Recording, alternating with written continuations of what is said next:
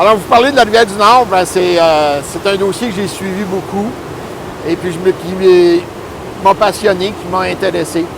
La question qui revient à chaque année est toujours la même. La rivière est-tu haute cette année? Moi, j'ai épluché les statistiques des 100 dernières années parce qu'on a des registres depuis 1930 par le gouvernement du Québec, le ministère de l'Environnement. Et si on prend des chiffres comme tels, la moyenne journalière pour une journée, quel est le plus haut sommet atteint? On va toujours parler en débit, c'est ce que vous entendez parler là, dans les bulletins de nouvelles, les débits en mètres cubes secondes. Normalement, là, en été, la Rivière-du-Nord là, va débiter à peu près 10 à 20 mètres cubes secondes, alors qu'au printemps, le sommet de chaque crue des eaux, en moyenne depuis 1930, c'est 191 mètres cubes secondes. Alors cette semaine, un peu tout le monde disait « Hey, la rivière est haute cette année ». Ben, elle était là, elle était à 189, elle était dans la moyenne comme telle. Qu'est-ce qui a fait que la ville de Saint-Jérôme a poussé un peu des mesures de protection ou de prévention, que Montréal l'a fait, que Rigaud, un peu partout, les villes l'ont fait? C'est les conditions climatiques qui étaient annoncées pour aujourd'hui, qui devaient être des pluies diluviennes hier, avec des températures chaudes. Et là, ça leur a fait bondir le débit de la Rivière-du-Nord. C'était prévu pour 400 mètres cubes secondes. C'était du jamais vu dans l'histoire. Normalement, quand vous dépassez 300, c'est arrivé à 5 reprises dans les 100 dernières années. Là, on aurait défoncé ça amplement, ce qui fait que c'était normal qu'il y ait des messages peut-être qui étaient alarmants, mais qui étaient normaux. Il valait mieux être prudent que pas assez. Il s'est passé quoi maintenant? Bien, les conditions climatiques se sont améliorées. Les conditions de pluie ont été beaucoup moins élevées que prévu.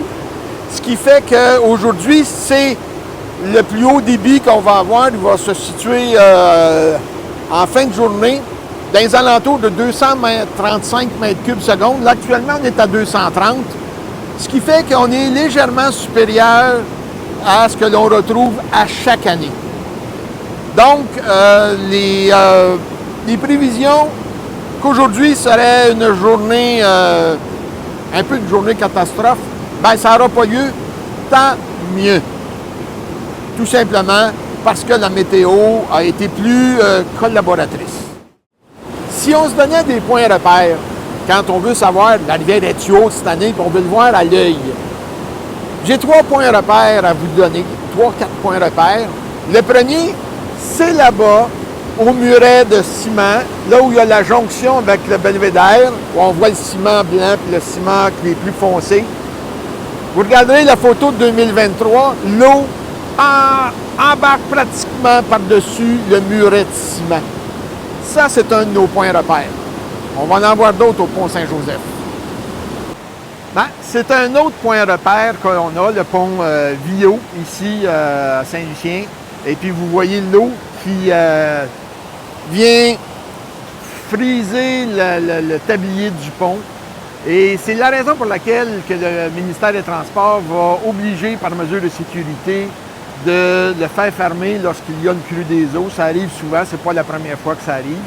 Et regardez le niveau qu'il est et comparé avec la photo que vous voyez maintenant de 2023, vous allez voir la nette différence. Quand on dit en 2023, on avait atteint les 370 mètres cubes secondes, alors que là, aujourd'hui, on est à 230. Il y a une bonne différence. Je suis là en ce moment sur le pont Viault à Saint-Lucien, donc certains reconnaîtront un peu l'endroit avec le vieux moulin en arrière. Un autre point repère, quand vous voulez savoir si c'est vraiment haut, c'est encore là le muret de ciment derrière moi. Et quand l'eau vient s'accoter ou même passer par-dessus, dites-vous que là, le niveau est excessivement élevé par rapport aux années traditionnelles.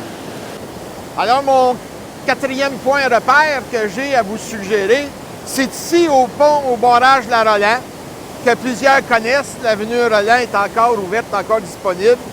Et Le point repère, c'est le muret de ciment que j'ai ici.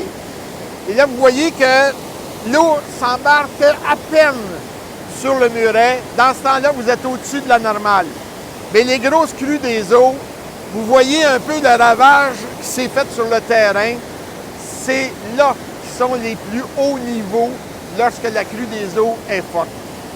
C'était mes points repères.